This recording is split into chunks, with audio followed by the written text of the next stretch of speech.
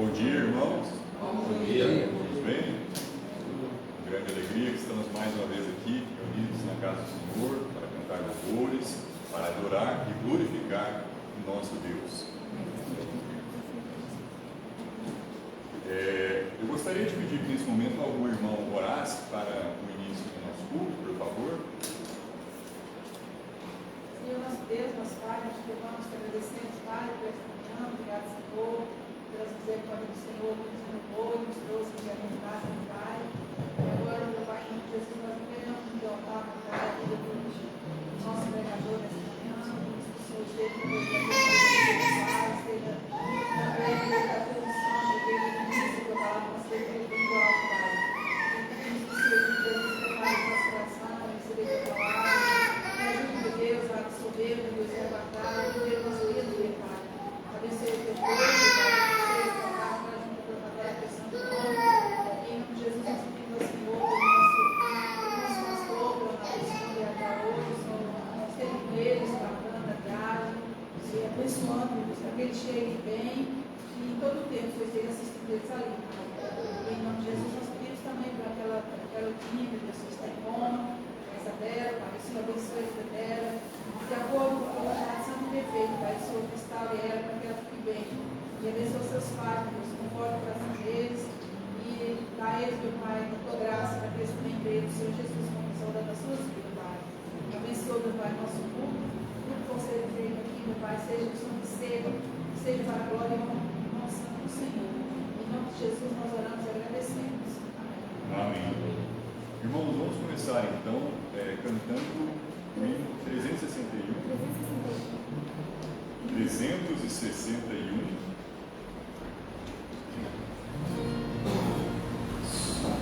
Que é chuva de bênçãos. Por favor, todos de pé para cantarmos chuvas de bênçãos.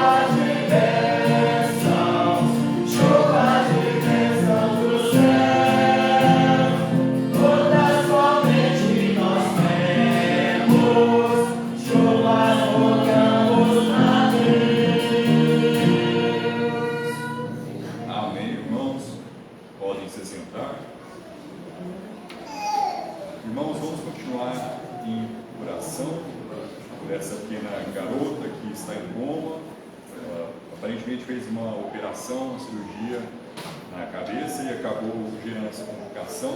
Então, vamos continuar em oração pela saúde dela, para que ela possa se curar.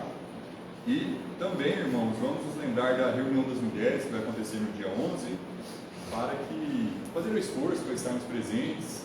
Acredito que vai ser uma grande bênção poder dedicar um tempo para louvar o Senhor, para aprender, para ser edificado. É sempre muito importante.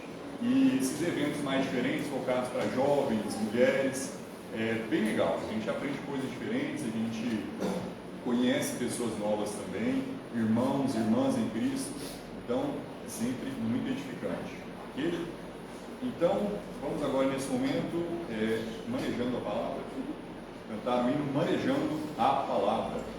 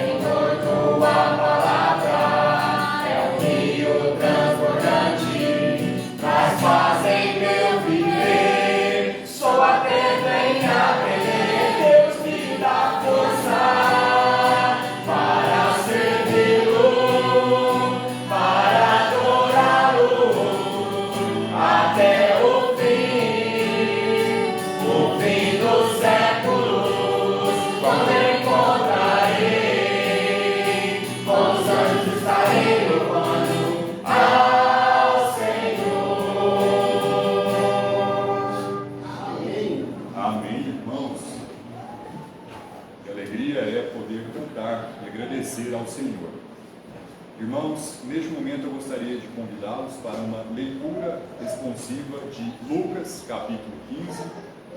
Em especial, nós vamos começar no versículo 11 e vamos seguir até o versículo 32. Lucas, capítulo 5. Por favor, todos que puderem ficar de pé para a leitura responsiva de Lucas, capítulo 15, versículo 11 ao 32. Lucas, capítulo 15, versículo 11. E disse: um certo homem tinha 2 filhos. E o mais moço deles disse ao pai: pague a parte dos bens que me pertence, e ele repartiu por eles a fazenda. E poucos dias depois, o filho mais novo, ajuntando tudo, partiu para uma terra longínqua, e ali desperdiçou seus bens, vivendo dissolutamente. E havendo ele gastado tudo, houve naquela terra uma grande fome, e começou a padecer necessidades. E foi e chegou-se a um dos cidadãos daquela terra, o qual o mandou para os seus campos, a apacentar porcos. E desejava encher o seu estômago com as voltas que os porcos comiam, e ninguém lhe dava nada. E tornando em si, disse: quantos empregados de meu pai têm abundância de pão, e eu aqui pereço de fome? Levantar-me-ei e irei ter com meu pai, e direi: Pai, pequei contra o céu e perante a ti. Já não sou digno de ser chamado teu filho, faz-me como um dos teus empregados. E levantando-se foi para o seu pai, e quando estava longe, viu o seu pai, e se moveu de íntima compaixão, e correndo lançou-lhe ao pescoço e o beijou. E o filho lhe disse: Pai, pequei contra o céu e perante ti, e já não sou digno de ser chamado teu filho. Mas o pai disse aos seus servos: trazei depressa a melhor roupa e vestido, e pondo-lhe na mão e sandálias nos pés. E trazei o bezerro cevado, e matai-o, e comamos e alegremo-nos. Porque este meu filho estava morto e reviveu, tinha se perdido e foi achado, e começaram a alegrar-se. E o seu filho mais velho estava no campo, e quando veio e chegou perto de casa, ouviu a música e as danças. Chamando um dos servos, perguntou o que era aquilo. E ele lhe disse: veio teu irmão, e teu pai matou o bezerro cevado, porque o recebeu são e salvo. Mas ele se indignou e não queria entrar. E saindo seu pai, rogava-lhe que entrasse com ele.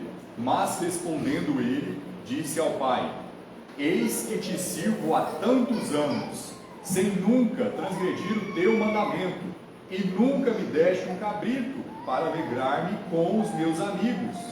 Indo, porém, este teu filho, desperdiçou os teus bens com as meretrizes, mataste de um bezerro cevado. E ele lhe disse: filho, tu sempre estás comigo, e todas as minhas coisas são tuas.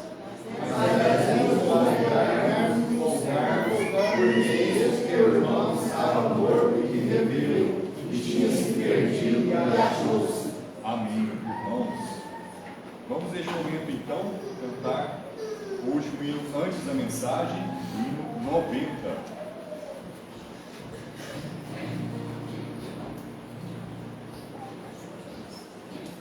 Hino 90, pela sua graça.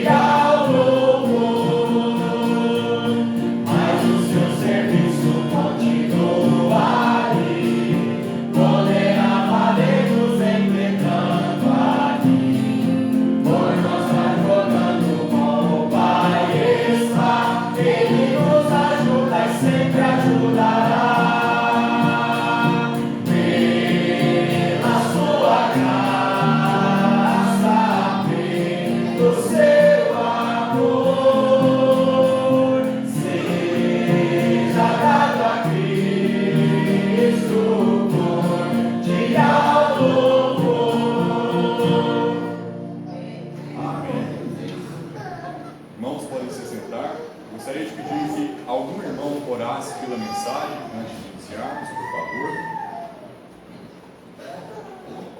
Senhor, nosso Deus, nosso Pai, nós queremos agradecer, Senhor Deus, nesta manhã, por ter estar na tua casa, junto com os irmãos, para ouvir a tua palavra, para louvar o Senhor, Deus, cuidar desse tempo tão precioso. Deus, agora eu peço, Senhor, em nome de Jesus, que o Senhor tenha a palavra, que nós vamos ouvir, Senhor, ela possa nos libertar e trabalhar nos nossos lugares, para que possamos viver uma vida com o coração aberto para colocar em prática tudo aquilo que nós temos ouvido, Senhor. Ó Deus, fala no nosso coração, Senhor. Abençoe e abençoe. Amém. Amém, irmãos. O título da mensagem de hoje é Evidência de Salvação. Novamente, o título da mensagem de hoje é Evidência de Salvação. Vamos, por favor, para Mateus capítulo 7. Mateus capítulo 7. Irmãos, qual é a evidência da salvação? Alguém pode tentar, se fizermos a leitura? O que é uma das evidências da salvação? Mudança de vida. Mudança de vida? Algo mais? Alguém arrisca? O que muda quando a pessoa é salva? Como? Arrependimento. Mudança de vida, arrependimento. Alguém mais? Ser uma nova criatura, né? Uma nova criatura. Ok? É isso? Pontos importantes foram abordados aqui. E no decorrer da mensagem, vamos estar enfatizando isso que foi mencionado aqui. Ok? Vamos para Mateus capítulo 7, começando no versículo 15. Mateus capítulo 7, versículo 15. Acautelai-vos, porém, dos falsos profetas. Obrigado. 1, 2, 3. Mateus capítulo 7, versículo 15. Acautelai-vos, porém, dos falsos profetas, que vêm até vós vestidos como ovelhas, mas interiormente são lobos devoradores. Por seus frutos os conhecereis. Porventura, colhem-se uvas dos espinheiros, ou figos dos abrolhos? Assim toda a árvore boa produz bons frutos, e toda a árvore má produz frutos maus. Não pode a árvore boa dar maus frutos, nem a árvore má dar frutos bons. Toda árvore que não dá bom fruto, corta-se e lança-se no fogo. Portanto, pelos seus frutos os conhecereis. O versículo-chave aqui em Mateus capítulo 7 é: portanto, pelos seus frutos os conhecereis. Irmãos, podem se sentar. Muitas pessoas, ao lerem Mateus capítulo 7, têm a interpretação de que este versículo está dizendo que podemos saber se uma pessoa realmente foi salva, se uma pessoa realmente nasceu de novo, a partir de seus frutos. Irmãos, vocês concordam com essa posição, com essa opinião? Nós conhecemos se alguém foi salvo ou não pelos seus frutos? Sim. Sim? Ok. Outra pergunta. O que é o fruto? Frutos do Espírito Santo. Frutos do Espírito Santo? Paz, humildade, bondade, amor. Se você não ama, o que você vê, você não ama Deus, porque você não é. Se você não ama, você ainda não nasceu de novo. Essa posição está sendo dita. É o que João diz. Se você não ama aquele que você vê, você não ama Deus. Ok? É o posicionamento. Pode ter alguma coisa a dizer? embora eu pense que o fruto do Espírito Santo é um dos frutos que a gente dá após a salvação, eu acho que aí especificamente não está falando do fruto do Espírito Santo. Por quê? Embora ele engloba. Porque o fruto do Espírito Santo é um. Você observa aí na tradução, ele está no plural. É frutos. Então, o fruto do Espírito Santo ele está dentro dos frutos. Mas não está falando especificamente do fruto do Espírito Santo. Interessante. Está falando de forma geral, ao meu ver. E o que seriam essas outras coisas? Essas outras coisas, apesar que o fruto do Espírito Santo são Engloba. todas as coisas boas, né? Se você for olhar, dá no mesmo. Não sobra mais nada. Ó, então, em teoria, não, na sua posição, não seria necessariamente só o fruto do Espírito Santo. Não seria, mas Mas- se você pegar o fruto do Espírito Santo, ele engloba tudo, né? Tudo que você faz de bom está lá no fruto. Ok. Então, eu creio que... Mas também a gente pode colocar, por exemplo, você prega o Evangelho, né? Você falar de Jesus para as pessoas, você ajuda no testemunho.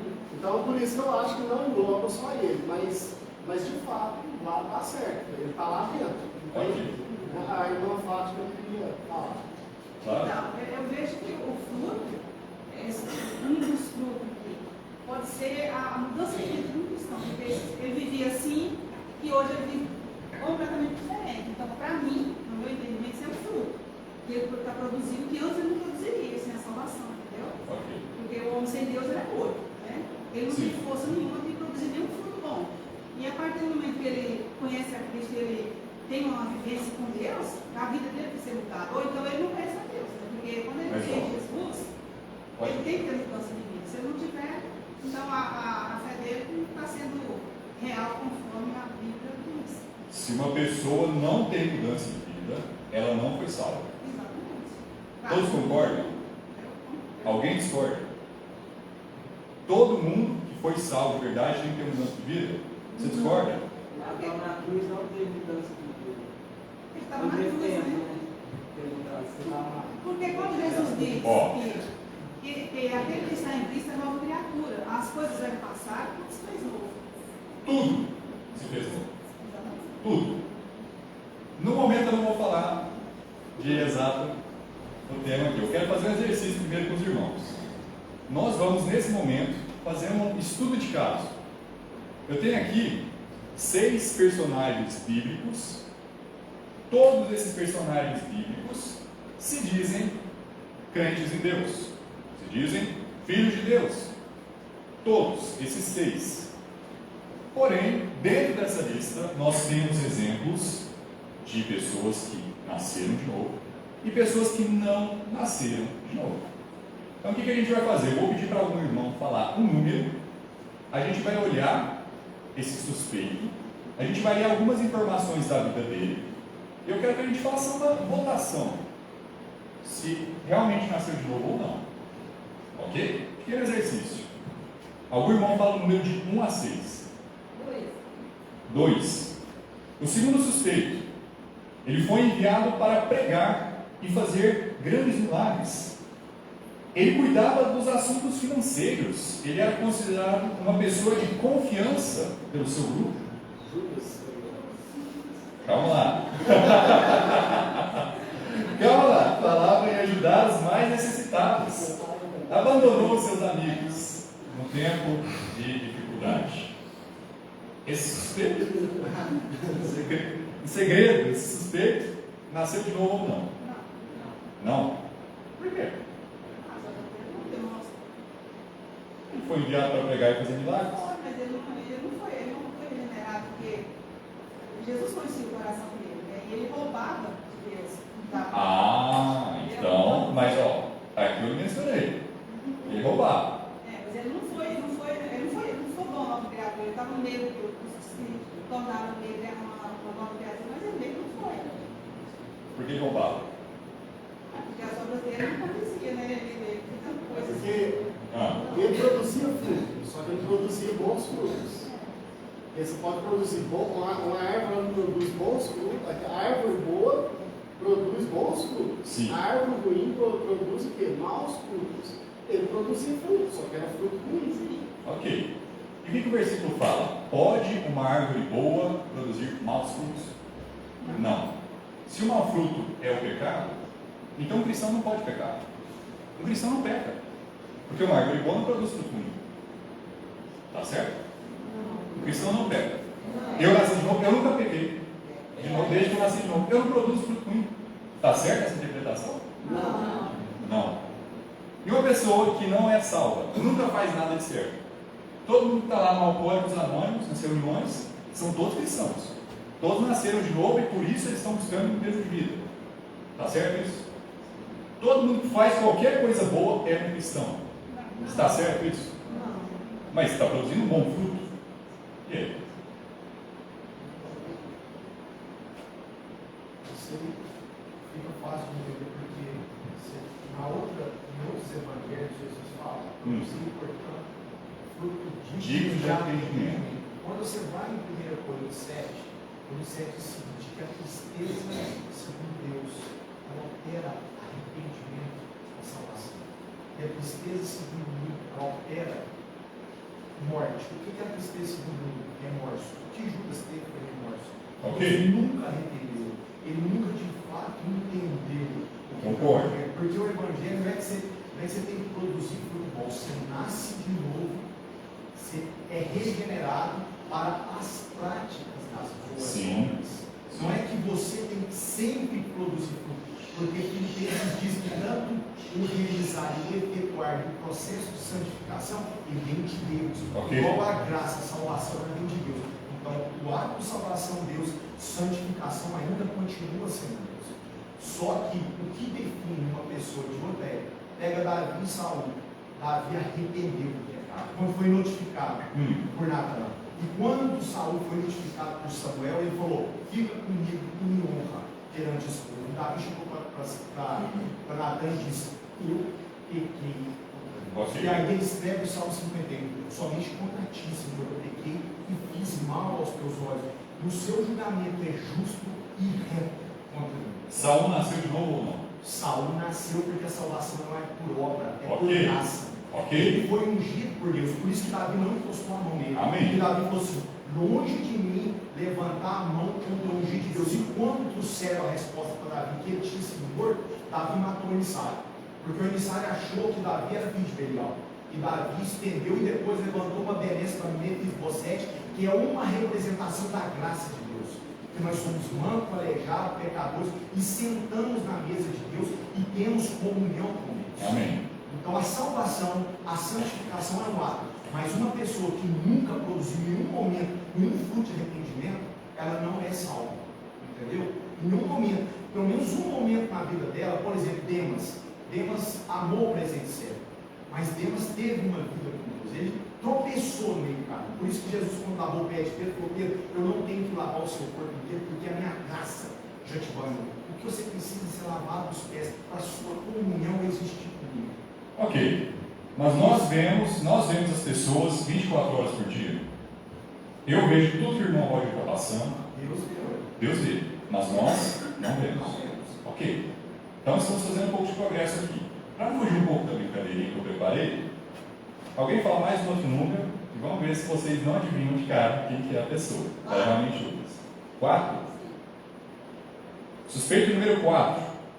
Fazia grandes sacrifícios para Deus. Era conhecido por sua comunicação com o Senhor. Era uma pessoa muito preocupada com as finanças, com a questão de dinheiro. Abençoou o povo de Deus. Está mais difícil. Saulo não. Abençoou o povo de Deus, fazia grandes sacrifícios para Deus, era conhecido como uma pessoa que tinha uma comunicação com Jeová, com o Deus Todo-Poderoso. E também era uma pessoa muito preocupada com a questão financeira. E aí? Alguém vota em salvo? Alguém vota em não salvo? Ninguém arrisca. Ninguém arrisca. Nenhuma pessoa. Deus é que sabe. Okay. Tá bom, então esse aí, quarto esperto, mistério. Alguém fala mais um número? 1. primeiro suspeito, uma pessoa rancorosa, não perdoou seus inimigos, fugiu de suas responsabilidades com Deus, fugiu do que era certo aos olhos de Deus, estava constantemente com raiva, uma pessoa raivosa, uma pessoa constantemente brava, pregou para muitas pessoas a palavra de Deus. Jonas. Salomão. Saul. A gente vê que Jonas tem uma carga complicada. Ok? E o último suspeito que a gente vai analisar. Qual o número? Já foi o 1, já foi o 2, já foi o 4. 3. 6. Suspeito número 6. Não admitia seus pecados. Vivia cheio de orgulho. Uma pessoa paranoica. Vivia desconfiada daqueles à sua volta. Tirou a própria vida. Tá fácil. Saul. Saul não.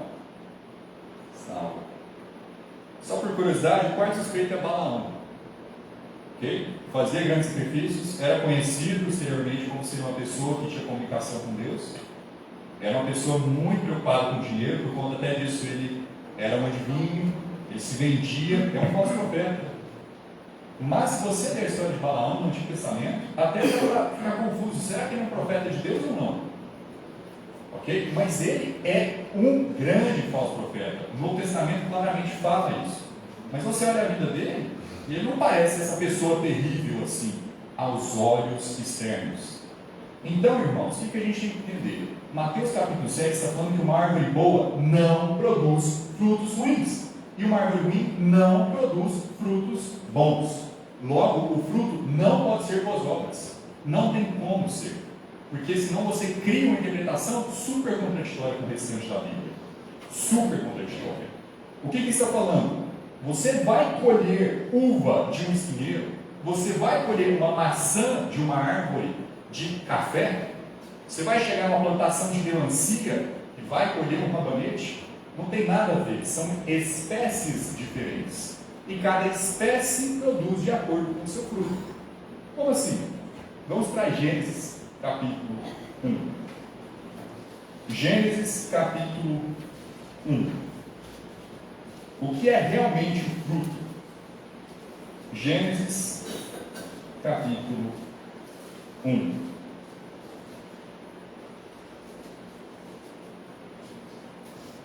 Gênesis capítulo 1, versículo 20.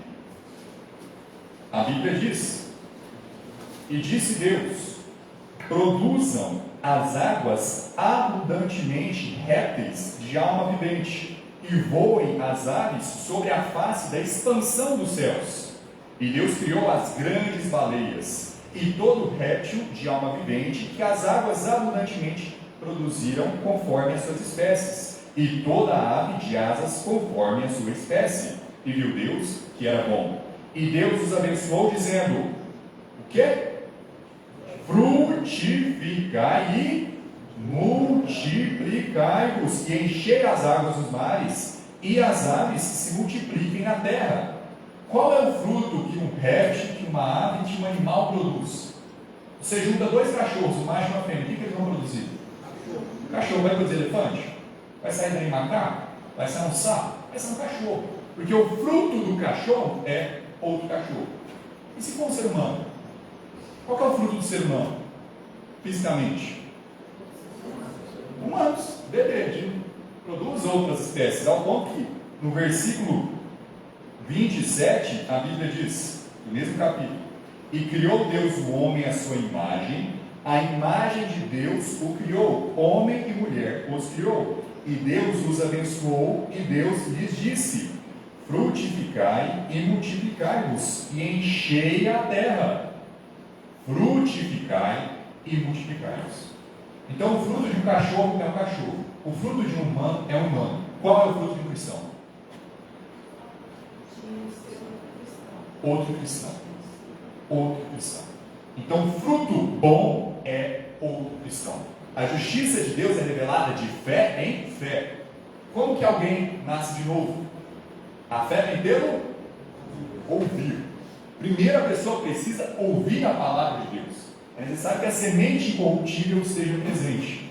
Segundo, não basta só ter a Bíblia. A justiça é revelada a partir de um pregador. Como ouvirão se ninguém for enviado? Então, um irmão em Cristo, uma irmã em Cristo, tem que ir até uma pessoa, pregar o Evangelho para essa pessoa, e essa pessoa tem que crer. Okay? E a gente tem um outro elemento também, que é o Espírito Santo, que convence a pessoa, que mostra para a pessoa o que é a verdade. Então, se você não tem esses três, um irmão pregando o Evangelho, que é a fé vem pelo ouvir a palavra de Deus, pelo qual a fé vem, e o Espírito Santo, não vai ter um novo fruto. Ok? Então, tudo isso é necessário na equação para você produzir um outro cristão. Ok? E o que é um fruto mau? Nós não lemos há algumas semanas atrás que os fariseus correm mar e águas para fazer o prosélito, e depois que o fazem 2 vezes mais filho do inferno do que eles? É aquela mesma questão de reprovado. Ou uma serpente reproduz, uma víbora reproduz, um falso profeta produz outros falsos convertidos, falsos irmãos. E um cristão produz outros cristãos. Não pode um cristão produzir uma víbora, porque um cristão está pregando o Evangelho vivo. Um cristão tem o Espírito Santo dentro dele. E da mesma forma, uma pessoa que não nasceu de novo não pode fazer com que um cristão surja. São espécies espiritualmente diferentes. Filho de Deus e filho de Belial. Ou filho da ira, para uma pessoa que ainda não creu, pessoa que ainda não rejeitou a Deus. Então, esse é o fruto. É você se multiplicar. Irmão Roger, quem pregou o Evangelho para você? Foi na igreja. Eu comecei a vir na igreja e aí eu aceitei. Mais ou menos um mês que eu estava vindo. Só que na verdade, alguns anos antes de eu vir à igreja, desde que eu era católico, eu já eu já não concordava com adorar santo, eu não sabia nem rezar Maria, eu começava a rezar no meio dela, eu perdi como é que rezava, e aí eu comecei a ver que para você, desde então ali eu comecei a ver que para você adorar a Deus, bastava você falar com Ele. Então assim, eu vejo que desde ali... Você já estava percebendo que tinha algo de errado. Eu creio que o Espírito Santo já estava falando comigo. Ok. Ele já estava trabalhando, até porque minha avó, ela se converteu muito antes. Minha avó se converteu mais ou menos em 2004, né, avó? E a minha avó era católica roxa. Ela era daquelas que lia esse negócio lá na frente, lá. Ela era fechada demais. E aí ela se converteu naquela época, e aí ela veio orando por nós. Okay. E minha avó ia numa igreja, que nem era uma igreja assim séria, mas ela se converteu de verdade. E aí ela veio orando, eu fui ficando incomodado. E aí quando eu cheguei mais ou menos com 17 anos, eu cheguei e falei assim, eu quero uma namorada, eu quero sossegar, quero ir para a igreja. Na minha visão estava isso. E aí eu conheci a Amara. E a Amara falou assim, eu sou da igreja. Se você for para a igreja, eu falei assim, não, eu vou, eu quero ir. E aí, por que eu permaneci? Porque eu vim para a igreja não foi por causa dela, foi por causa de mim. Eu já estava vendo, antes mesmo de eu conhecer ela, eu já estava vendo a necessidade de eu buscar algo. Eu só não sabia o quê.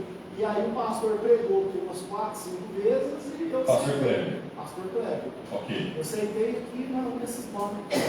Provavelmente do lado de cá. Era até posição. Ok, interessante. Então você é o fruto do pastor Kleber. Essa é a questão. Então, se eu chego para você, Roger, a salvação é pela fé ou pelas obras? Pela fé. E você pode perder? Não. É eterno? Certeza? Absoluta. Nenhuma dúvida. Nenhuma. Um bom fruto. Ai, que beleza. Que alegria. Temos aqui um bom fruto do pastor Kleber. Alguém aqui lembra a pessoa que pregou o Evangelho para você? Cada um de vocês aqui são o fruto, o bom fruto de uma árvore boa que pregou o Evangelho para vocês. E hoje eu posso olhar para o Roger, eu posso olhar para você, eu posso olhar para você, eu posso dizer se a árvore é boa ou é ruim. Porque cada um de nós que está aqui é fruto de alguém. Eu sou fruto de um pastor americano, ele chama Steven Anderson, ele pegou o Evangelho em um vídeo do YouTube, fazia alguns documentários. Eu tive acesso de maneira mais assim, aleatória possível, eu não estava buscando por nada disso. Mas um dia eu abro o YouTube, vem um sermão dele criticando o catolicismo, ele criticou de uma maneira muito dura, eu decidi assistir. Mesmo sendo católico, mesmo minha família toda sendo católica, e graças a Deus, ter assistido essa pregação mudou minha vida. Eu estou aqui hoje porque aquele homem decidiu pregar sobre a verdade, porque aquele homem decidiu pregar o Evangelho. E graças a Deus, eu sabia inglês, consegui ouvir, consegui entender e decidi crer. Mais tarde, eu vou pregar o Evangelho para a Priscila. Priscila, a salvação é pelas obras? É pela fé? Tem certeza? A Priscila é meu fruto. Ok? E quanto mais você evangeliza, mais frutos você gera. E claro, nem todo mundo que você prega o Evangelho e diz que creu de verdade. A gente tem até na Bíblia exemplos de discípulos de João Batista que, quando os apóstolos os encontraram em Atos, perguntaram se eles receberam as bênçãos do Espírito Santo e eles disseram: nós nem sequer ouvimos que há um Espírito Santo. Então é claro, você não pode também pegar 70 pessoas que em teoria são frutos, a um foi salvo de verdade, então é uma árvore má. Mas é uma maneira muito interessante que Jesus mostra de ter certeza de que uma árvore é boa ou não, pelos frutos que ela está produzindo. Ok? Então fruto não é boa obra. E não é fruto, esses frutos não são o fruto do Espírito, que é outra coisa. Ok? Então, falando em fruto do Espírito, vamos para Gálatas capítulo 5.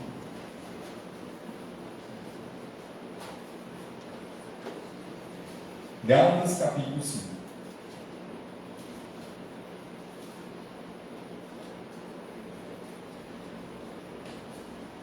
Gálatas capítulo 5, começando a leitura no versículo 13.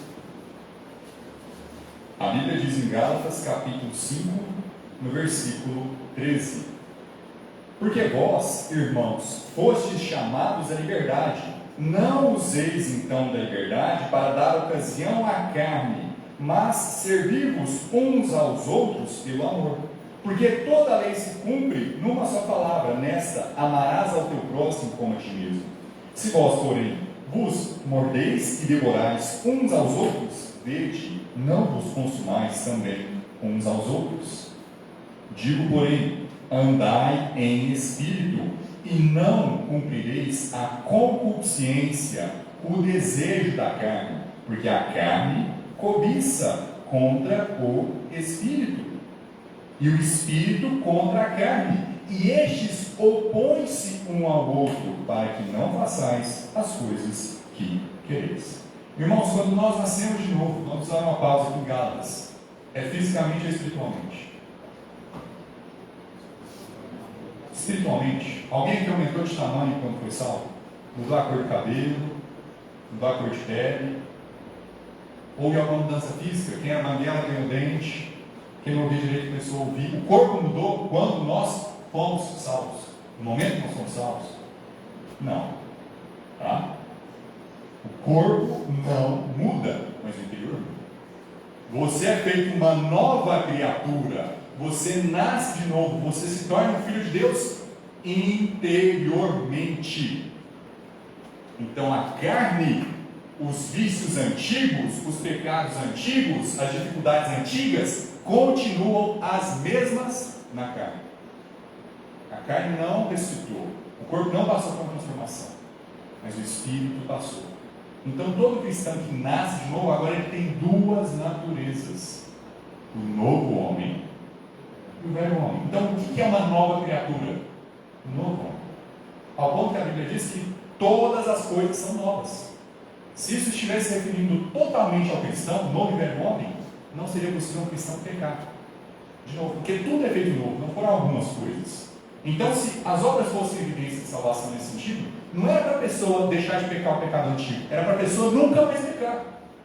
E a Bíblia ensina isso. Uma pessoa que nasce de novo nunca mais peca.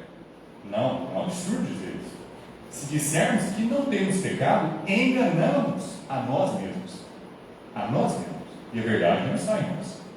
Então, é necessário que tenhamos essa diferenciação. O novo homem é espiritual, o novo homem é puro, o novo homem quer agradar a Deus. Mas a carne é fraca, a carne é falha. E eu, quando nasci de novo, a partir desse momento, tenho o velho João, o que vocês estão vendo literalmente aqui, e o novo João. Não tem como alguém abrir os olhos assim, ó, está vendo o Espírito dentro de mim? Não tem. Você pode manifestar o novo homem através das suas obras, através do seu bom testemunho, através do momento que você serve a Deus, você está deixando a luz brilhar, você está caminhando no Espírito, você não está cumprindo a vontade da carne. Eu estava pensando em um exemplo que pudesse comparar essa questão de novo homem e velho homem de uma maneira bem simples. E eu me lembrei de uma que eu acredito que vai ficar bem claro. Qual é o momento onde existem dois seres humanos vivendo no mesmo corpo?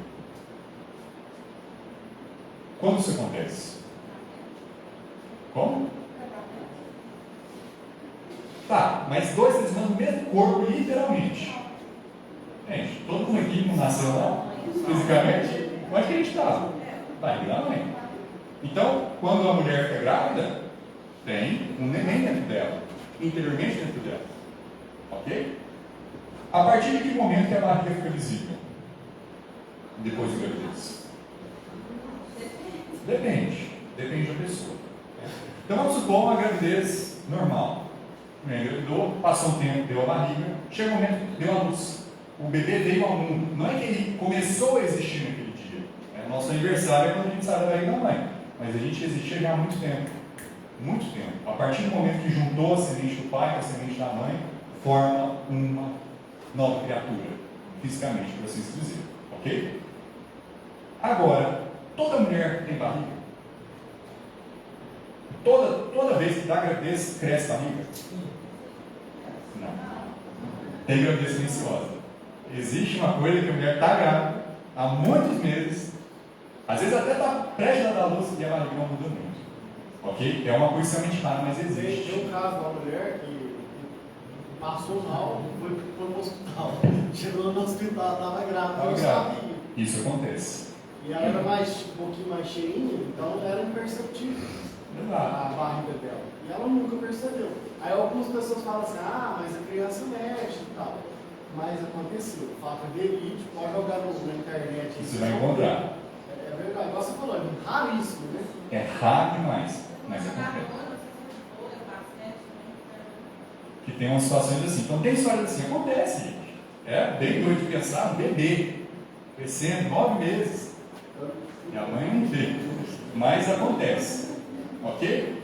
E outra coisa, sabiam que existe uma coisa chamada de gravidez psicológica? Que a mulher sente tudo que está relacionado com uma gravidez, até cresce barriga, mas não tem bebê. Isso até, inclusive, acontece com cachorro, com gato. Pois é, olha o nível. Aquelas coisas, o quanto que a mente influencia. A mulher abre para grávida, cresce a barriga, não tem nada, está vazio. Ok? Então por que eu estou usando essas comparações? Porque existem cristãos que nasceram de novo, e depois que eles nasceram de novo, eles buscaram mudar de vida. Eles quiseram caminhar no Espírito. Eles quiseram mostrar um pouco do amor que Deus mostrou para eles. E a partir de hoje eles se esforçam para fazer o que é certo. Eles se esforçam para mudar o que estava de errado. E um exemplo disso é Paulo. Paulo é um exemplo muito bom de uma pessoa que depois se converteu, mudou completamente a vida. Ao ponto que ele foi o maior entre os apóstolos. Agora a pergunta, todos são como Paulo? Todo cristão é como Paulo? Não. Nem todo caso é como Paulo. Paulo é uma exceção. Uma exceção que nós devemos buscar emular. Nós devemos buscar seguir nos passos de Paulo. Mas a realidade é que nem todo cristão é assim. Existem cristãos que nascem de novo, mas não caminham no novo homem. Não demonstram essa luz que está dentro deles. Perdem o sabor. E o que acontece? Você não consegue perceber que é um cristão. Vamos supor que você ou eu, que éramos católicos anteriormente, percebemos que estava errado, ouvimos alguém pregar o Evangelho, nos convertemos, agora nós cremos que Cristo é o único Salvador, agora nós cremos que a salvação é pela fé, que a salvação nunca pode ser perdida, mas por conta de amor à minha família, no amor carnal, no amor falho. Por conta de medo de perseguição, eu continuo na igreja católica.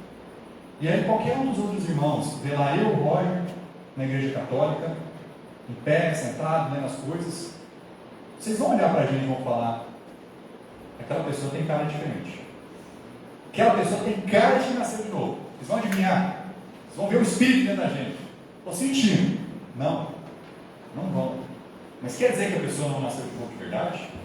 Só que isso acontece? A salvação é para aquele que crê e vai na igreja certa? A salvação é para aquele que crê e lê a Bíblia? A salvação é para aquele que crê e evangeliza? Não. A salvação é para aquele que crê, ponto. Então, se a pessoa creu, ponto. A partir de agora, quantas vezes ela anda no novo homem e no velho homem, não importa. Isso não é significativo se ela é salva de verdade ou não. Porque a santificação é um processo. Eu não morro para o velho homem uma vez e acabou. Eu tinha um vício, morri para aquele vício ontem, acabou, nunca mais eu senti esse vício de verdade. Não, não é assim. É uma luta diária contra todos os tipos de pecados, contra todas as tentações comuns. E se nós olhamos para a vida de um cristão e ele está desviado, e ele está no vício antigo, nós não podemos assumir automaticamente que não foi salvo de verdade. Pode ser uma gravidez silenciosa, nesse caso. O novo homem está lá. Realmente existe. No dia da ressurreição, essa pessoa vai receber o novo corpo. No dia que essa pessoa morrer, ela vai para o céu. Mas você não percebe, você não sabe. Porque ninguém aqui vive 24 horas com cada um dos irmãos. Ninguém aqui sabe exatamente o que acontece quando essa pessoa chega em casa. Se ela chora, se ela está triste por conta do pecado que ela está fazendo, se ela reconhece no íntimo que ela está errada, mas ela não está buscando lutar contra isso. Isso acontece. Nós não podemos criar um conto de fadas aqui de que todo cristão de verdade vai fazer tudo o que é certo. Vai evangelizar, vai pregar a palavra. Irmãos, essa igreja aqui já fez umas 3 vezes uma evangelização em conjunto depois da pandemia. Quantas pessoas foram? 2 ou 3. 2 ou 3. Quantas pessoas foram pregar no Boticão? 2. Pastor Kleber e eu. Nós estaríamos certos de olhar para vocês e falar, irmãos, eu não estou acusando ninguém porque eu não sei porque não foi, não sei porque não dava naquele dia, estou criando uma situação hipotética. Seria reto eu olhar para vocês e falar, vocês não estão evangelizando, vocês não são salvos de verdade. Não é correto isso. Não é ético isso. Porque a salvação não é para aquele que crê e evangeliza. Agora, pecado é. Não evangelizar, pecado é. Se você pode, você está pecando se você não foi. Mas aquele dia não podia. E domingo podia? Foi sozinho, evangelizou, de porta em porta, pegou o evangelho para o vizinho. Mas eu não estou saindo de casa muito, só vou no supermercado. Prega no supermercado. Você está fazendo esforço? Essa semana não deu. E na outra semana? E na outra semana? E na outra semana? Ninguém tem a desculpa, a não ser que seja um caso muito extremo que você não sai de casa, você está acamado, você está em estado crítico de saúde, que você não vê ninguém mesmo. Se não for um caso extremo assim, você não tem desculpa para não evangelizar. Porque é um mandamento de Cristo. Ok? Agora, não é por isso que eu vou olhar para cada um de vocês e falar, vocês não são salvos. Porque não é assim que a salvação funciona. Salvação não é para aquele que manifesta o Espírito. É para aquele que crê, ponto final. A gente não pode ter essa ideia de pregar salvação igual o assembleiano prega, igual o católico prega. Se a gente vier com essa ideia de que quem é salvo faz obra, vai fazer, vai mudar isso, vai mudar aquilo, a gente está criando uma doutrina que não está ali. O fruto é um novo convertido. Então todo cristão de verdade evangeliza? Não. Não é assim. Okay? Então a gente tem que tomar cuidado com as posições que a gente toma, porque tem muitas frases de efeito, muitas falas que são populares em igrejas, mas não são necessariamente bíblicas. Sabe uma coisa que, assim, há algum tempo tinha essa cultura e eu acho que ela foi se perdendo. Toda vez que tinha campanha de evangelismo, inclusive aqui na igreja, falava assim, quem puder ora, quem não puder contribuir ora, quem puder contribui, quem não puder ir, faz essas outras 2 coisas, que é orar e contribuir. Só que isso aí é uma farsa. Porque lá em Mateus, se eu não me engano, 28, os últimos versículos, fala que, portanto, ide pregar o evangelho a toda criatura. Amém. E aí depois no último versículo ele fala, ensinando-nos a guardar todas as coisas. E quando a gente pega, quando ele enviou os 12, e quando ele enviou os 72, né? É 70 ou 72?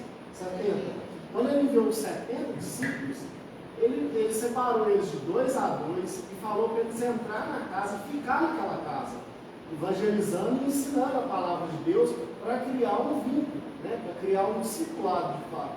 Então a gente vê que a gente estava errado. Por quê? Todo mundo tem a obrigação de orar, contribuir. Ah, mas eu não tenho dinheiro. Dá 10 centavos, dá 5 centavos, dá R$1. Ah, eu não tenho. Não dá nada. Mas ora e vai. Ah, eu não tenho desculpa. A única desculpa que a gente tem é que a gente não tem dinheiro.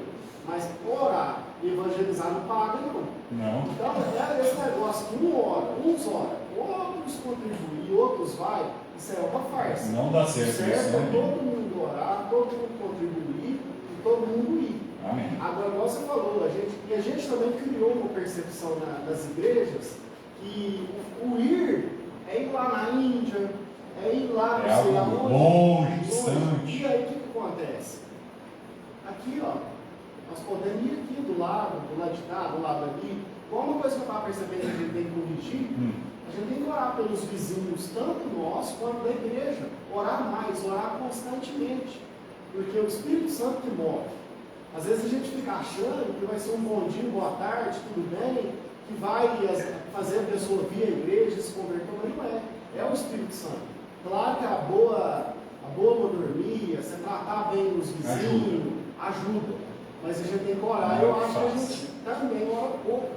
E essa é uma questão, essa questão do evangelismo é uma falha nossa. Né? Inclusive eu me incluo nela, é uma falha assim, que a gente precisa consertar. Porque senão, mas a igreja não está crescendo. Será por quê? Gente, eu conheço essa igreja porque eu pesquisei igrejas batistas fundamentalistas em Minas Gerais. Por acaso eu descobri. A Priscila viveu aqui a vida inteira e não sabia dessa igreja. Então, assim, a gente precisa divulgar. Porque tem pessoa que não está aqui hoje porque não sabe que aqui existe. Não é só porque não crê, ou porque não quer, ou porque vai mal o compromisso. A gente precisa divulgar, seja em rede social, seja com folheto, mas acima de tudo, evangelizando. A fé vem pelo ouvir, ok? Então, isso é um ponto que eu quero fazer, mas não é o ponto da mensagem. O ponto é, cada um de nós tem em sua vida pecados, cada um de nós tem em sua vida falhas, e cada um de nós, sem dúvidas aqui, conhecemos pessoas que deixaram a igreja, que hoje em dia estão vivendo em pecado. E isso não quer dizer que aquela pessoa que está desviada não creu de verdade. Só que ela não manifesta o novo homem. João, a minha questão em relação aos desviados, então assim, eu fiquei quase uns 5 anos, mas eu sei direito, eu sei bem o que é desviado, quando isso uma pessoa para mim diz desviado, para mim não é desviado. O que é? A pessoa, por exemplo, você mencionar, a pessoa lá no quinto bem, eu consigo entender que a pressão familiar pode até fazer com que aquilo fique forte, sabe? Mas se aquele indivíduo começa a virar para você e dizer assim, me falaram isso na igreja, mas não é bem assim que disseram. Realmente precisa de Maria, precisa disso, precisa daquilo. Nunca foi salvo. Nunca foi salvo. Nunca. Porque quando eu olho ver Deus, e a luta ferrinha de Paulo, quando você fala ao livro de Gálatas, Paulo dizendo, peraí, vocês estão presos, não? Vocês voltaram novamente para a lei, vocês estão confiando que guardar o sábado, guardar alimento, fazer isso vai te gerar salvação. Então é o seguinte, eu creio que, por exemplo, eu tenho sócio, eu falei de Jesus para ele, e entendeu os seus destinos. E eu acho que a minha visão que ele não sai da igreja para não querer decepcionar muito. Okay. Ele tem um respeito grandioso pela mãe. Ele virou para mim com simpático, eu não creio em nada de marketing daquela gente. Mas eu te garanto que ele estuda a Bíblia mais que nem cristão. Se você for conversar com ele, ele estuda. Chega na casa dele, está quietão de Bíblia, ele estudando. Só que ele não saiu de lá. E eu creio em salvação. Quando chegou, ele falou o evangelho para mim certo, assim, muito certinho. E às vezes tem um cristão dentro da igreja, denominada evangélica, que não é salvo. Porque não entende nada. Uma bagunça, você está entendendo? O que me preocupa numa pessoa desviada não é o fato dela ter carro. assim, sabe, é se não entender o evangelho de fato.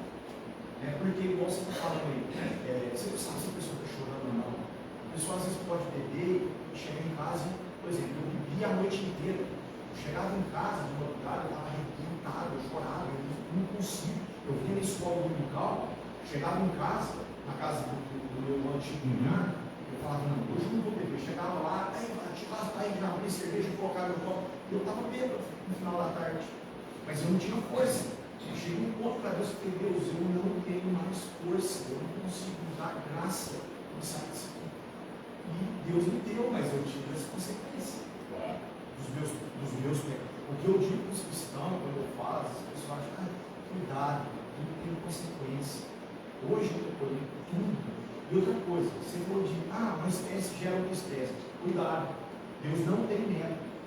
Deus não tem neto. Porque Samuel foi um homem temente a Deus, os filhos dele eram filhos de Belial. Não, eu não estou falando assim, eu sei, fisicamente, eu estou dizendo, Eli era sacerdote, os filhos não valem nada. Eu acredito o seguinte, é perigoso.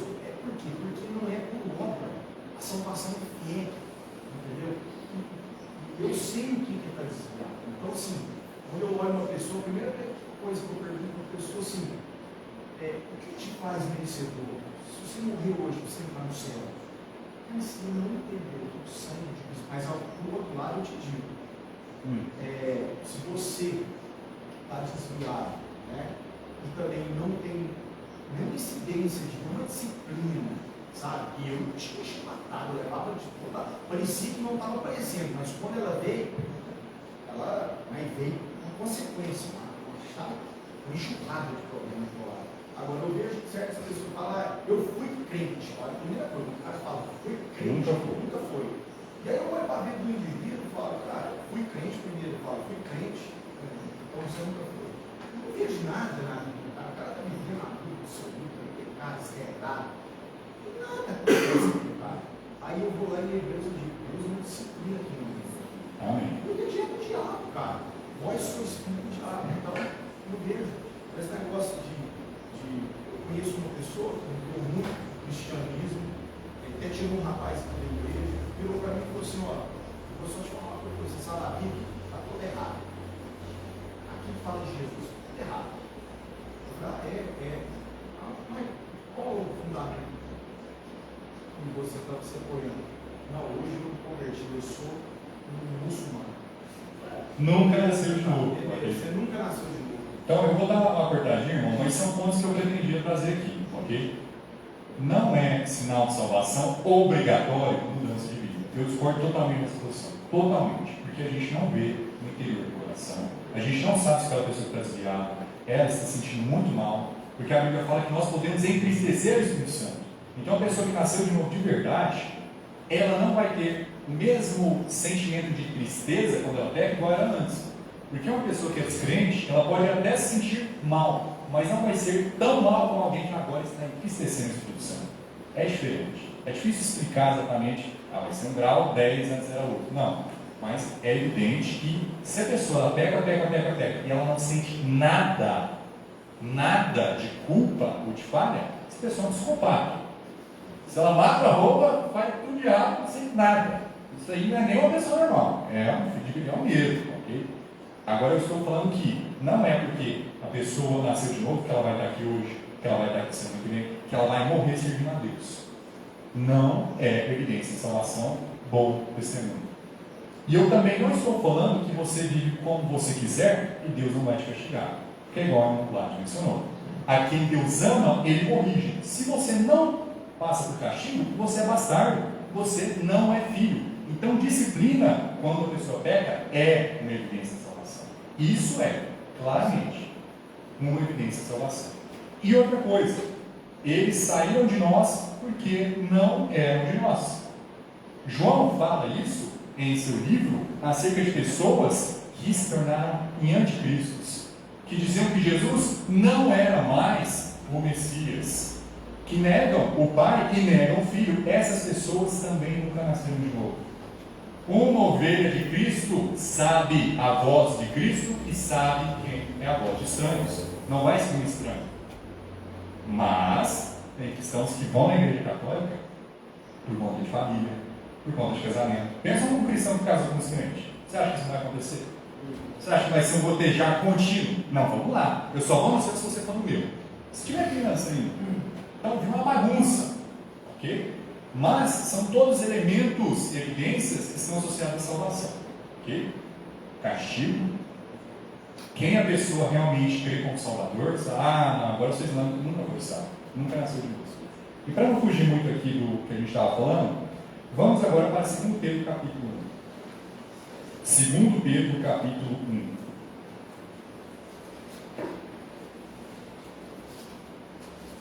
Segundo Pedro capítulo 1. Vamos agora para o versículo 5 de 2 Pedro capítulo 1.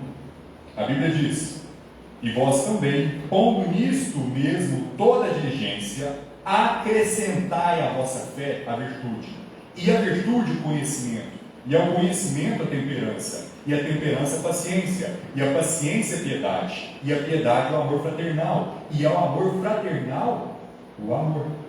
Porque se em vós houver e abundar estas coisas, não vos deixarão ociosos nem estéreis no conhecimento de nosso Senhor Jesus Cristo. A salvação vem daquele que tem fé e é humilde. É? É para aquele que tem fé e tem temperança? É para aquele que tem fé e ora? É para aquele que tem fé e evangeliza? Não. É para aquele que crê, ponto. Não pode perder. Se você não evangelizou, então, olha o quanto a salvação fica confusa quando a gente começa a trazer esse elemento. Chega um pregador e fala: não, se você não mudou de vida, você não é salvo de verdade.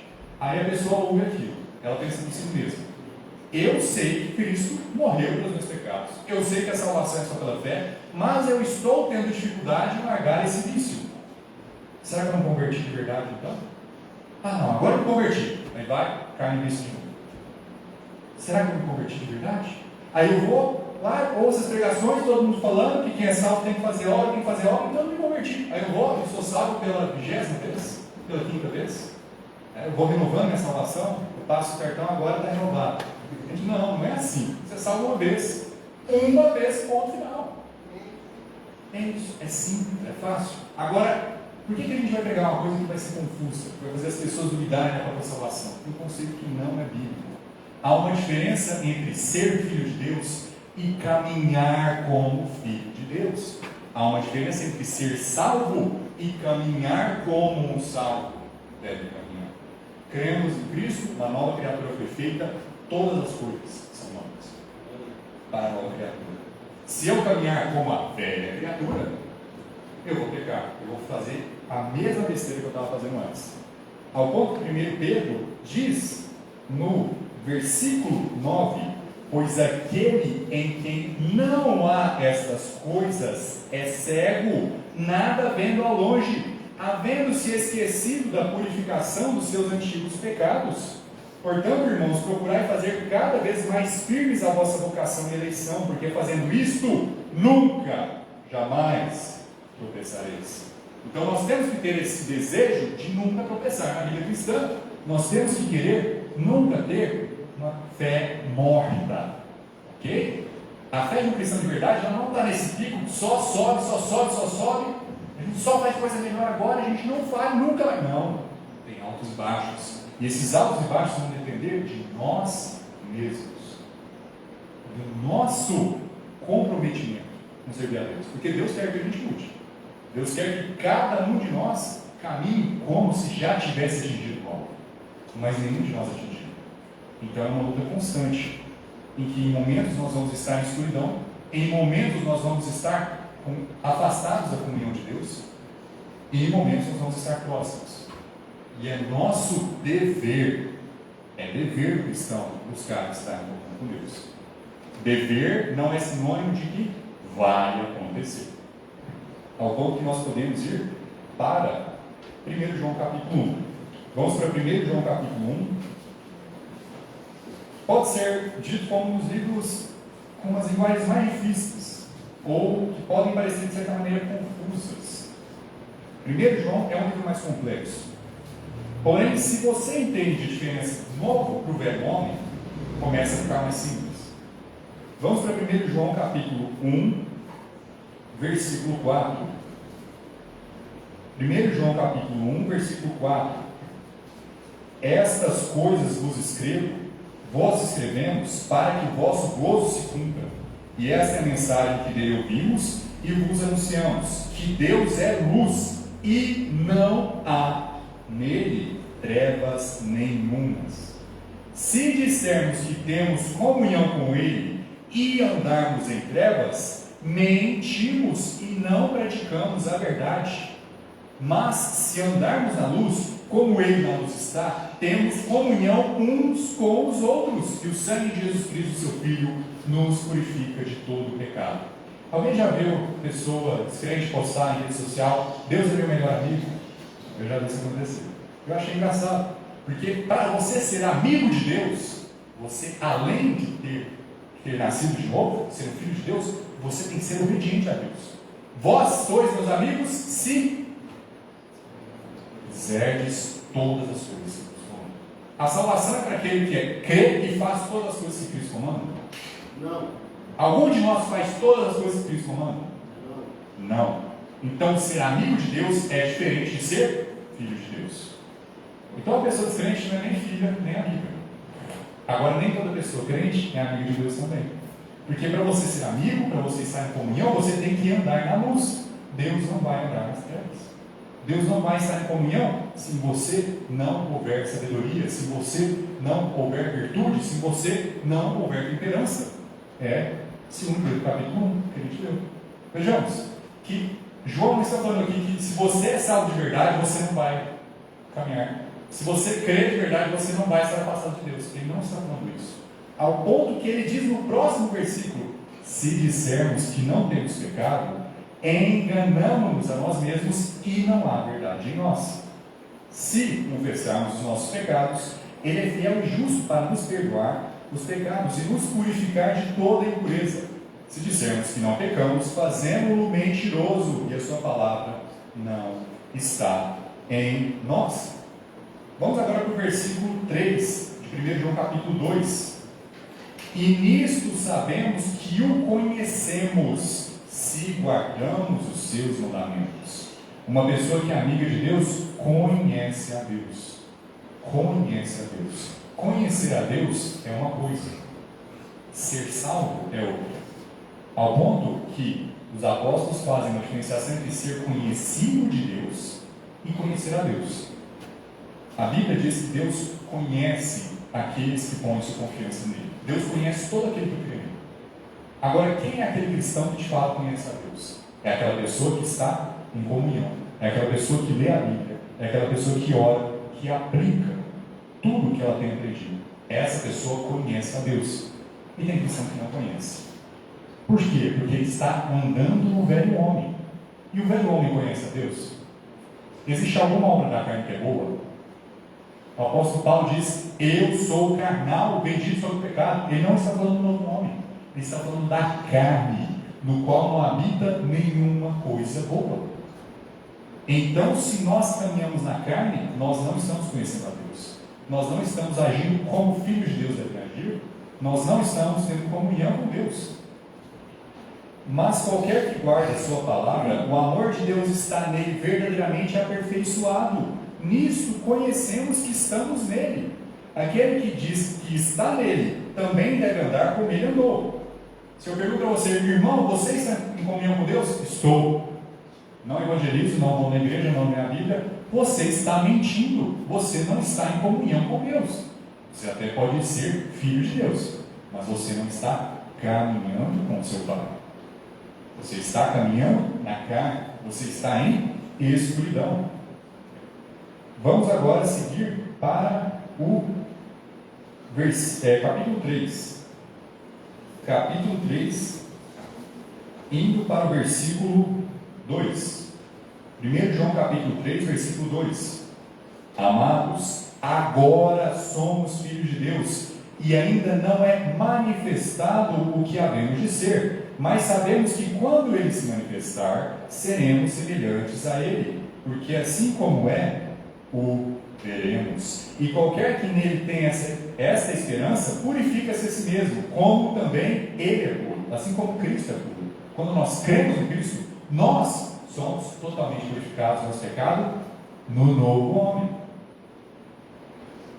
Continua a leitura. Qualquer que pratica o pecado também transgride a lei, porque o pecado é a transgressão da lei.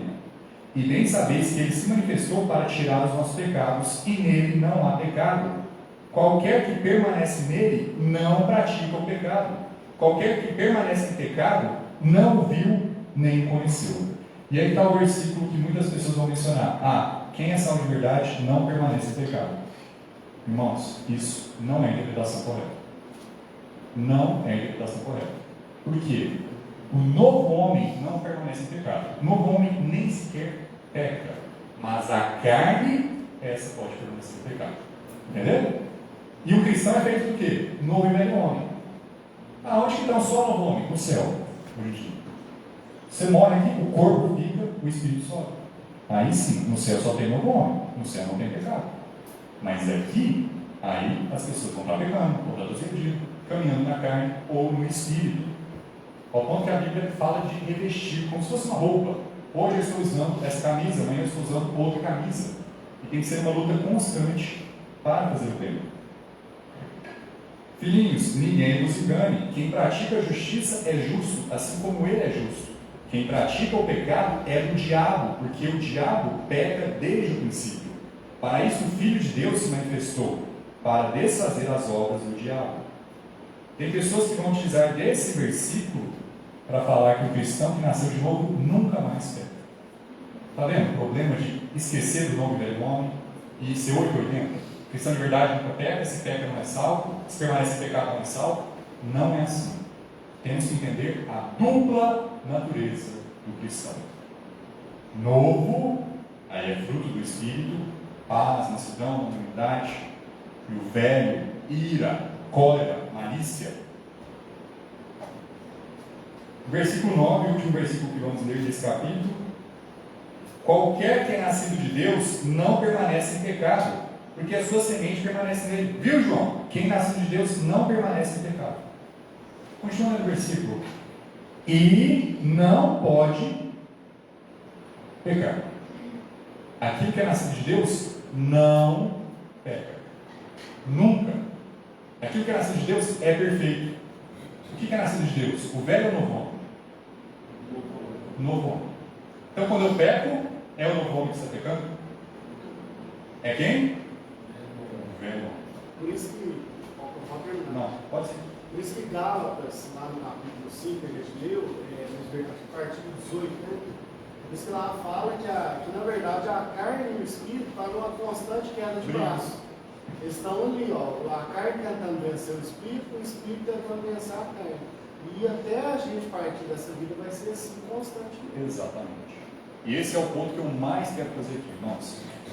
O quanto uma pessoa, fulano ou ciclano, caminha na carne e no espírito, não cabe a nós dizermos se é salvo ou não.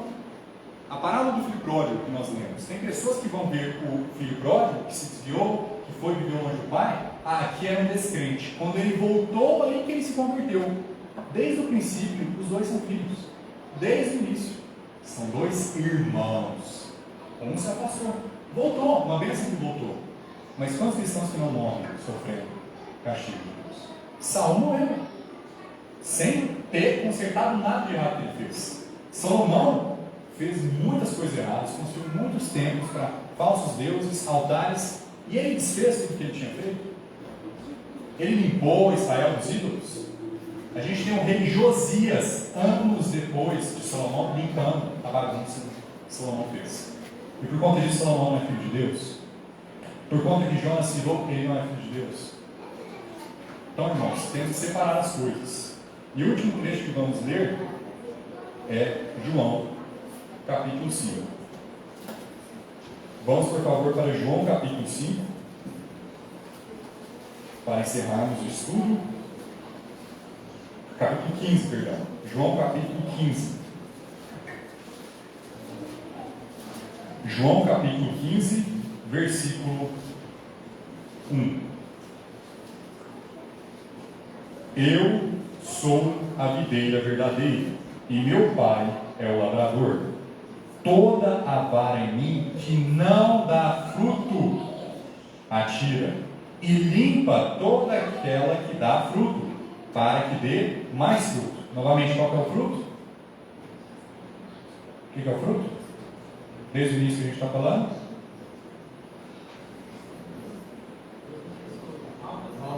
Almas. Isso. Esse é o fruto. Vós já estáis limpos pela palavra que vos tenho falado.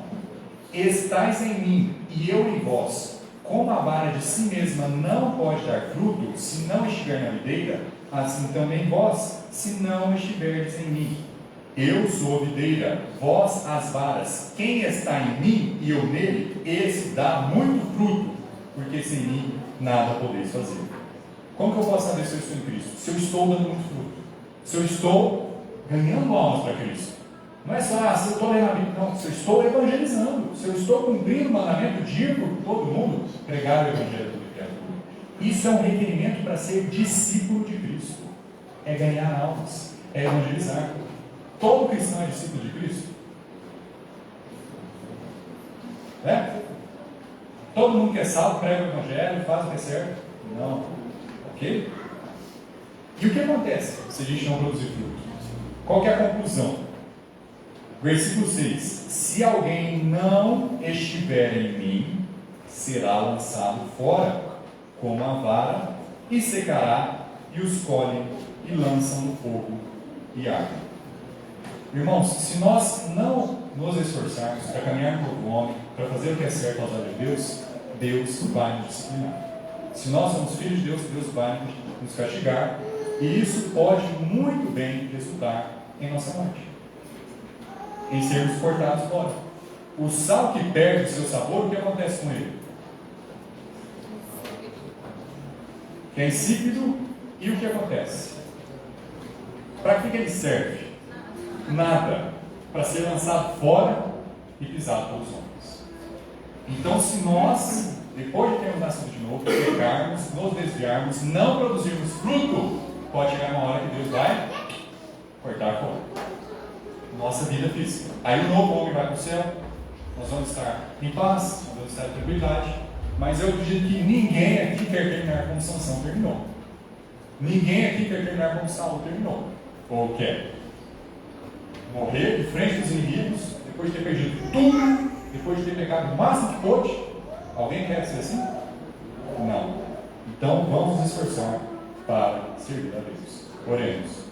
Senhor Todo-Poderoso, Criador do céu e da terra, muito obrigado pela tua palavra, ao Senhor.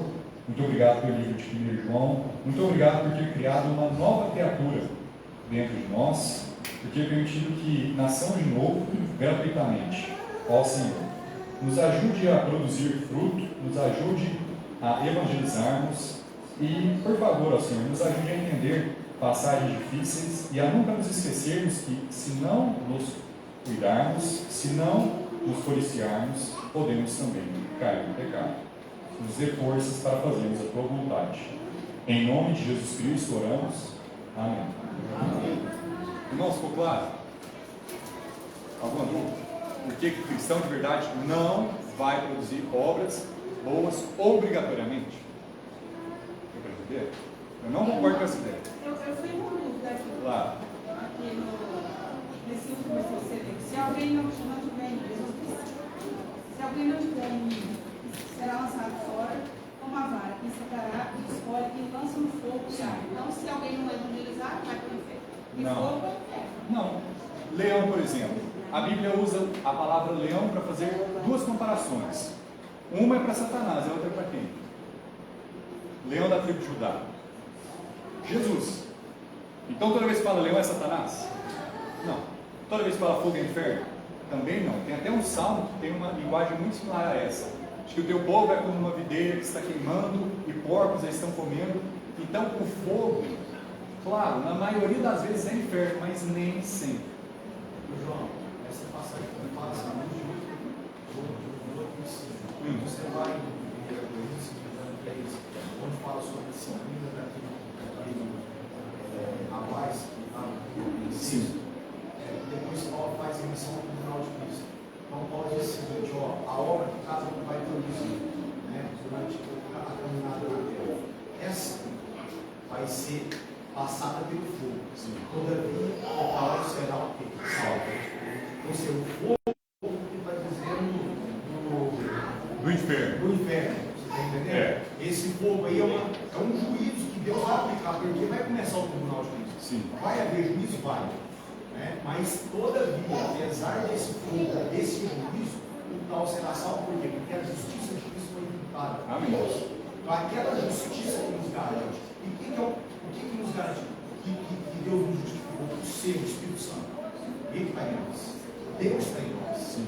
Aqui agora, Deus está dentro desse plano. Amém. Né? Você não tira, você pode entristecer, você pode apagar, mas retirar. O Espírito Santo não é transitório. Amém. No Antigo Testamento, quando Jesus ainda não tinha vindo, não é. Agora eu entendi o fato de dispensação. Nunca ocorreu diferença em nenhum momento da história. Tudo foi salvo pela graça de Deus. Amém. Só que naquele momento, quando Cristo ainda não tinha vindo, O Espírito a Santo não presença ficava do Espírito Santo era transitória.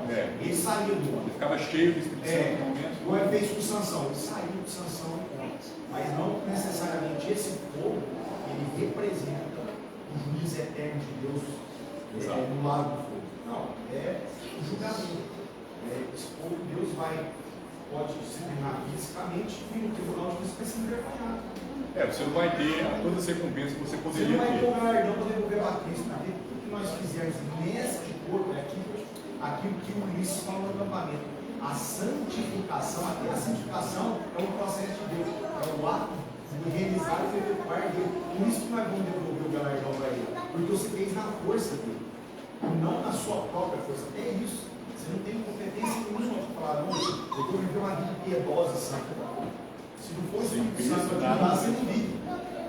Você não consegue viver. Então, por isso que você ganhar aqui, você vai devolver algo mais maravilhoso que foi, que você deu 13 epístolas, todas as obras de Deus, você deu a Cristo, porque pertence a Ele. A glória é dele. Amém. Glória totalmente sempre de Deus. E outra coisa, a gente tem uma parábola do semeador. Na parábola do semeador, a gente tem uma série de situações. A semente cai no caminho, a semente cai no local pedregoso, a semente cai num lugar que tem arbustos e espinhos, e a semente cai em bom fruto. Qual dessas não é salvo? Qual? Ou qual que é salvo? Desses 4 casos. Em um caso a semente produziu fruto, no outro ela nasceu, mas foi abafada pelos espinhos, pelos cuidados da vida. Em um, o sol, as tribulações fizeram com que ela murchasse. E em um único caso, a semente foi lançada, mas nem chegou a ser semeada. As aves comeram. Nessa parábola, quem é salvo é só quem deu o fruto? Não. Aí que tá, porque essa é outra parábola que eu queria ter mencionado, por conta do tempo eu decidi falar só agora. Mas essa parábola está falando que são poucos os cristãos que dão fruto. Existem cristãos que estão firmes na vida cristã, mas os cuidados do mundo fazem com que eles deixem de vir para a igreja, fazem com que eles deixem de priorizar as coisas de Deus, e eles não chegam a produzir fruto, mas eles nasceram de novo. Eles são cristãos salvos, caminhando na carne. E tem outro caso, que é uma pessoa que é salva, mas por conta de ofensas, por conta de tribulações também, não busca servir a Deus a perfeição, a produzir fruto. Okay? O único caso nessa parábola que não é salvo é o primeiro, que as aves comeram. Jesus até fala que é Satanás que tira a palavra do coração da pessoa, para que ela não creia que seja salva. Então, parábola a gente interpreta depois de saber o versículo claro e fácil. A gente não toma a parábola e faz dela a regra, até porque senão pareceria que vai para o inferno quem não evangeliza.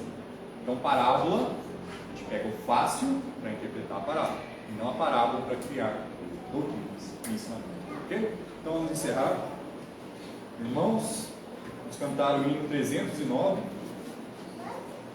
Aqueles que tiverem ofertas ou dízimos, por favor, podem colocar à frente.